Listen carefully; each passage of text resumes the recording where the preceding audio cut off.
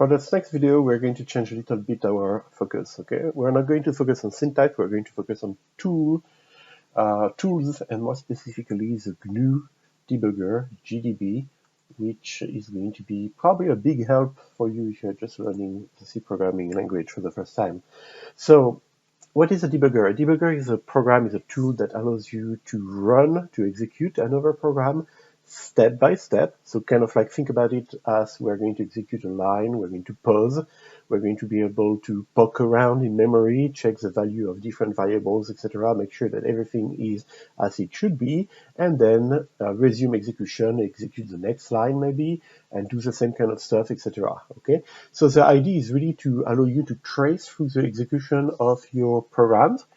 But instead of having to do the trace by hand, writing down the value of each variable after the execution of each line in a table, for example, well, this allows you to have it done with the support of a program, GDB. So we're going to take a quick code example, okay? We're going to take a very simple program, again, a counter loop, why not? Int value equals 0. And then we're going to do while value less or equal to 5. Let's keep going with the same example we have used in previous videos, okay? So while my value is less or equal to 5, I know that at the end of my loop, I want to increment my value. And before that, I'm going to display printf. I want to display the value of the variable named value, okay? And then a printf \n just to space things out at the end. So let's start with this. Let's save the file, gcc, you know the drill by now, a.out, okay, 1, 2, 3, 0, 1, 2, 3, 4, 5. Perfect. So we have a little bit of code here, and what we want to do now is we want to execute this code, but with the debuggers, through the debugger, okay, so that we can actually inspect in more detail what's happening at every step of the execution. So the first thing we need to do is we need to change the way we compile our code. So instead of saying gcc main.c, I want to say now gcc-g main.c. G is going to allow us to keep actually debugging information in the executable that we generate. Okay. By default, when you generate an executable, it's kind of the compiler tries to make it as lean as possible, sort of, by stripping some information that is superfluous, not necessarily to just run the code. When you specify -g, that means that you may actually end up debugging that code, that executable with GDB, and therefore you need that extra information so that GDB has context about what your code is doing and is able, for example, to display on the screen, the source code that is being executed. All right, so now that we have this done, it didn't change much in the sense that we still generated a a.out file, which, by the way, we can run it, still by itself. It's still going to work, no problem, but it contains additional information. This additional information is going to come in handy when we use the GDB command and we say GDB a.out, meaning I want to debug the file a.out. So you have like a wall of text here. We're going to make this a little bigger if I can. Let me see. This is a new game of click exactly at the margin. There we go. All right, we got it. So first challenge overcame. So we are able to make this window a little bigger, yeah, I guess. But more importantly, so you see that there's a wall of text, but not really super important, okay? But at any point while you are using GDB, you have this help command. And this help command allows you to say, for example, I want help on, for example, the run command that allows me to run my code. You can do help on any of the commands that we are going to study, okay? And it's going to give you some information about how to use those commands. So this is the gist of it, right? GDB now offers me a prompt. It's a command line tool, so I'm going to type commands, and I'm going to be able to execute my file a.out step by step. When I want to exit, type exit. It's not going to work, but if you do Control D, for example, or quit, then it's going to allow you to get out of GDB. If you start GDB, but you forget to specify the file that you want to actually run step by step, you can always use the file command and say, I want to load up, a.out, and now it's loaded up, it's ready to be worked with. So we started about how to get to fire up GDB, but now what are we going to do now that it's fired up and ready to execute that a.out executable file? So the most basic thing that we could possibly do is run. Run is a GDB command. When you type it, it's going to execute through your code. And because we didn't do anything else so far, it's going to run through your code step by step, never stopping, never pausing. It's going to display the output of the code here, 0, 1, 2, 3, 4, 5, and then it's going to tell you that it exited normally, so because we have exit success here, and prompt you for the next command. And you could say, well, I want to run it again. Sure, we can do that, okay? The benefits of this, not much. The only time it would be very beneficial is if, for example, your program crashes. Then if the program crashes during runtime, GDB might be able to provide you a little bit more context, a little bit more information about what happened than if your program was crashing, as you run it, using the generic command line, the bash interpreter, pretty much in Linux. Okay, so that's still something. Okay, but that's not the main feature that we are after here. What we would like to be able to do here is run our program step by step. Okay, pause execution, take a look at the code around, take a look at the values that's currently held in the variable, and all that good stuff. So to be able to do that, we need to use something called breakpoints. Breakpoints are just like, think of them as bookmarks that you put in your code, and that tells the debugger when you reach that specific line of code, stop execution, pause for a minute, and let's actually see, if we want to do something else, like poking around the memory, checking the value of some variable. So if I type the command list, so that's the second command that we learned about GDB. So run is the first one, list is the second one. It shows me the context. That means the few lines of code, before and after the line that's going to get executed next.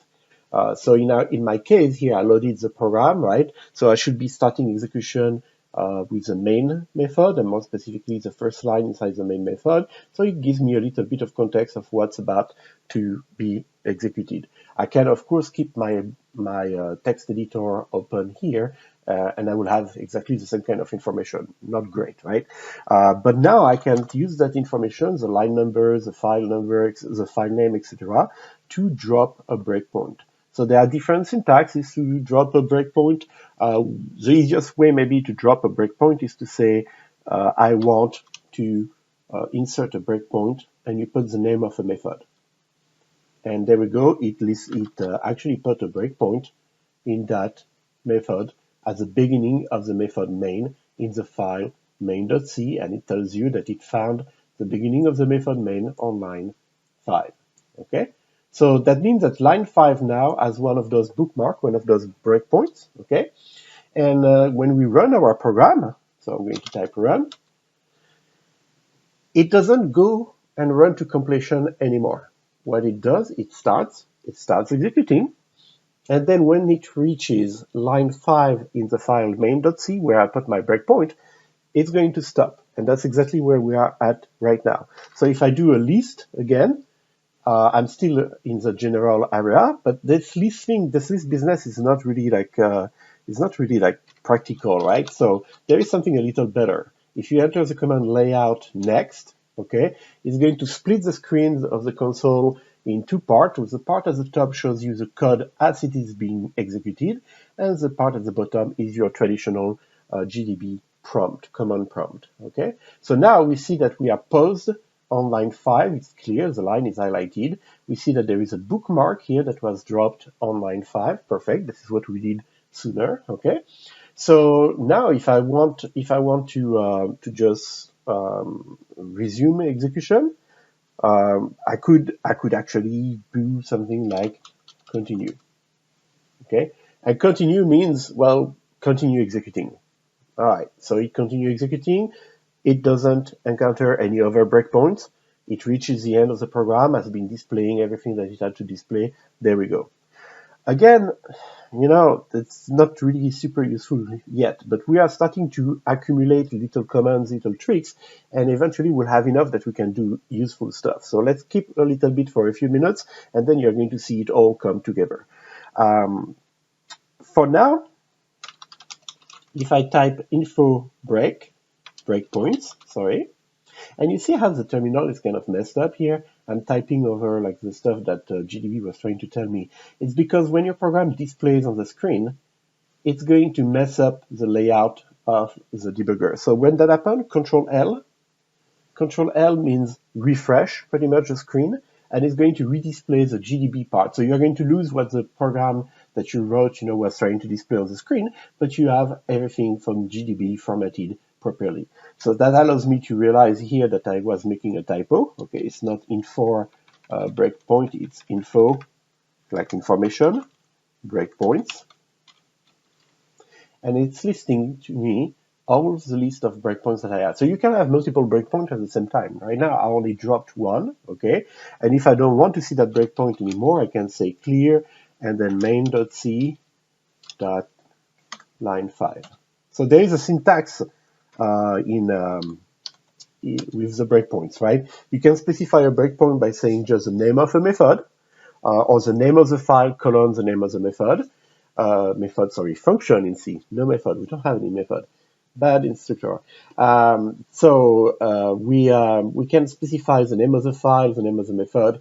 We are separated by a colon, or we can specify the name of the file, colon, the number of a line, okay, like I did right here. And both are equivalent. So for example, if I wanted to put a breakpoint here on line, let's say on line 6, okay, I would write something like break main.c, the name of my file, colon 6.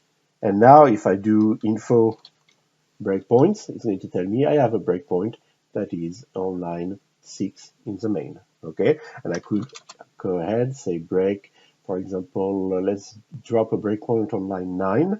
So main.c, line 9. Okay, again, info breakpoints. There we go, I have 2 breakpoints. So now that I have 2 breakpoints, let's go back and run again the program from the start. So first thing that happened, it stops at the first breakpoint it encounters. Here's my first breakpoint. My second breakpoint is on line 9, right? So I restarted the program from the very start. It stops at the first breakpoint. And if I hit continue, if I enter the command continue, it's going to continue execution, but now it catches a second breakpoint inside the loop, so it stops there again. And if I say continue, it's going to go through one iteration of the loop, come back, and when it re-executes line 9, it's going to stop again and pause. Okay, so I have control over the execution. If I want to run until the end of the main method, the main function, or the whatever function I'm in right now, I can use the finish command, and then it's going to, I messed it up. Okay, so forget about that. We'll introduce finish later, okay? But when we are starting to use like functions, I keep wanting to say method. When we start to use functions, we are going to see that there is a keyword finish that allows us, when we called another function, to kind of like say, you know, skip all the breakpoint, finish execution of this function, and when you return, you know, we'll do something else. So I'm going to leave that for later. I should not have tried to introduce it now. So back to this. So we have a way to control execution here with continue, which we can abbreviate C, by the way, if you get tired of typing continue like that all the time. So I can hit C, enter, C, enter, C, enter, and it keeps, you know, continuing until it reaches the end of my code. And it just displayed on the screen something somewhere, right? So it messed up a little bit the layout. I do a Control L, or you can use the command refresh if you prefer. Refresh or Control L, make sure that the displaying of the information from GDB is formatted properly when it gets kind of messed up because of output from the program.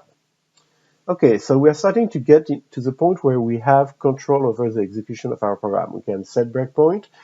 We can remove breakpoints. For example, we can say main.c on line 6, and then clear main.c on line 9. and you see that they disappeared here. There was a breakpoint mark here, and here they disappeared as I removed them. If I do info breakpoints, there we go, no breakpoints are left. Okay, so I can set the breakpoint, I can unset the breakpoint, I can start execution from fresh with the run command. I can say after I'm paused looking at a breakpoint, I can say continue to resume execution.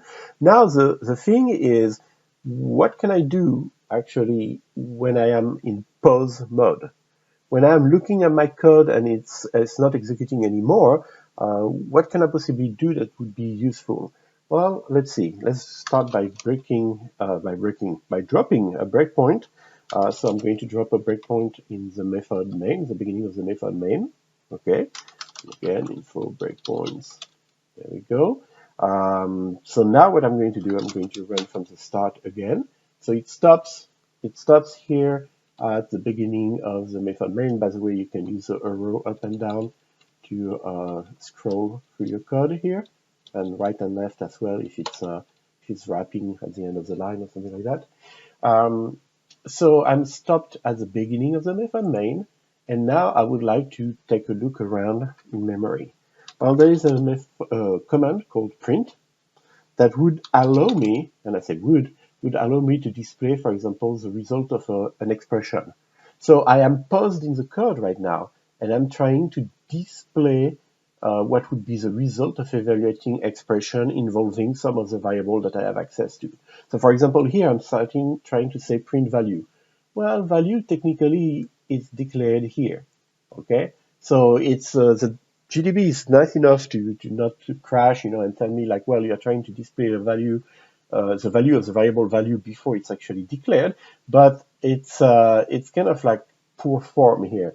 So what I would like to do is I would like to execute just that one next line, check value, then execute the next line, keep an eye on value, check it again, then execute the next line, check it again, and so on and so forth. So to do that, one more command, next. You see what happened at the beginning, at the top of the screen there? When I enter the next command, which I can abbreviate with N, actually, when I enter the next command, I step through the code to the next statement. So here I went from the entrance of the main method to the statement int value equals 0. I type N, abbreviation for next, and I go to the next statement, skipping the blank line number 7 because there's nothing to execute there. Now I want to, again, print the value of the variable, the contents of the variable value. Value contains a 0. If I was trying to print the expression value lesser equal to 5, it would tell me 1, which means true, right? In C, the deal with 0 is false, everything different than 0 is true. So this is telling me that a value lesser equal to 5 is actually true. If I wanted to, for whatever reason, display value plus 1, it would tell me that value is 0 plus 1, value is 1. Okay, so you can print the result of evaluating different expression in the context of the line of code that you have highlighted right now in the debugger. Okay, the line of code that's about to get executed. So print, again, all those commands can be abbreviated. So p value, for example, there we go, the value is 0. And then I can use next to go to the next step. So there are two ways to step through the code. One is called next, or stepping through, and the second one is called stepping into a statement. So for now, we're going to just use stepping through the statement, which means execute the statement, go to the next one right after it. But sometimes you call a method, like for example here, I'm calling the method printf. If you are calling a function, if you're calling a function that you wrote and that you have the source code for, maybe you want to actually step execution of the code through that function's code, right? Well, you can do that, but you'll have to say, I want to step into the function that is being called in the statement I'm about to execute, okay? So think about step into, like, I want more detail. I want to go into that function, execute it step by step, then return and resume execution of the main. And step through just means, you know, I don't care about looking at the detail of what happens in that function I'm about to call. I just want to go and see what happened after it's done and go to the next statement right here in the main. So when we introduce methods, when we introduce functions, we are going to do that a little bit more. I think I've been teaching Java for way too long. I keep using the word method. It's carved in my brain, so sorry about that. Anyway, back to our code. So we have a bunch of commands here. We have run, we have next. So I'm not introducing it right now, but the name of the command, if you want to experiment a little ahead of the curve, the name of the command that allows you to execute and step into a function that you call will be step, abbreviated as S, and you use it like next, okay? It's the same way you type next, enter, you would type step, enter, or S, enter. And then we have P, that allows us to display the value of some expression, print. So with that already, we can do things such as, for example, okay, I want to go next, I want to go next. Okay, now I want to know what the value of the variable value is. It's 1. I want to go next, next, next. I just did another iteration. P value, now it's 2, and so on and so forth. So I can already set breakpoints, and like, for example, if I get bored and I say I don't want to go through every iteration, I can drop a breakpoint on main.c line 13. That's a printf that's right after, right? And then I can say continue execution. And then when I hit that breakpoint, when I arrive on that breakpoint, I can say pay value, and I want to know what the value of my variable named value is. And at that point in the code, it's going to be 6, okay? Because when it was 5, this was true, this executed. Then I incremented by 1, it went to 6. Then 6 lesser or equal to 5 was false. I came out of the loop, and this is where I am right now, okay? So we already have pretty much everything that we need to step through code, debug, put breakpoint, remove breakpoint, etc. One more thing I want to add. Sometimes you don't want to have to type, you know, p value, p value, p value all the time. So what you can use instead is there is a nice command called watch. So I'm going to rerun from the start. So run. Because I'm not finished executing the program to completion, it tells me your program is already started. You sure you want to reset it and start from the beginning? And I say yes. So here we are, starting back at the beginning again. And now what I want to do is I want to know every time as I step through the program, I want to know every time the variable value has been modified. So to do so, I use the command watch value, okay, also abbreviated as W. W value would have worked as well. And when I run my program, like for example with next, next, next, next, next, next step, there we go. I just executed line 10. Okay, I went from line 10 to line 8. I'm about to execute line 8. And as soon as I was done executing line 10, GDB displayed, oh, you put a watch point. That's what it's called, a watch point on the variable value. On line 6, the old value of the variable value was 0. The new value after execution of the line 10, the new value after execution of line 10 is 1. So it's going to inform you with a little message like that as you step through your code every time value is actually modified, okay? And this helps you keep track of what's happening with your variable as you run through the code. All right, I'm going to leave, wherever you find this video, I'm going to leave like some extra URLs to documentation, etc. for GDB. There's a lot we could learn about GDB. There's a lot to learn about GDB, no matter what your programming level in C is, I would even dare to say. But the bottom line is that we are going to introduce progressively the feature as we need them. For now, I would say you have a good 70% of the feature you need to be able to debug code in this class. So we are going to leave it at this for this video, but I will make sure to put links to additional documentation if you want to go a little bit ahead of the curve. And I will also find for you a reference card with all the commands, you know, summarized conveniently. Again, we don't have to use all of the commands in the class. I'm trying to show you in the lecture the minimal set. That is what you need to be able to debug your code. But I hope that you will enjoy using GDB. Again, the perspective of this course is to give you insight about how to use the C programming language from the Linux command line. So we are making sure that we use GDB from the Linux command line, okay? But GDB integrates also with text editors like Emacs, Vim, and so on and so forth. So you could also actually use GDB from within the editors themselves. Here we are using a very easy editor. We're using the command line to compile, and therefore we're using also GDB as a command line tool. Again, with the purpose of getting you used to those old school tools and this command line interface, right? But you can find GDB being used in different contexts, and that can make it a little bit more comfortable, maybe pleasant to use. I don't know. All right. This being said, we're going to wrap up for this video. As usual, you know where to find us, me, the TAs, etc. Come to Office Hour, ask us questions, use the forum, Piazza, whatever we're using this semester in the course. And I really hope that GDB is going to help you root out some of those bugs that we always bump into when we learn to program in C. All right. Bye for now.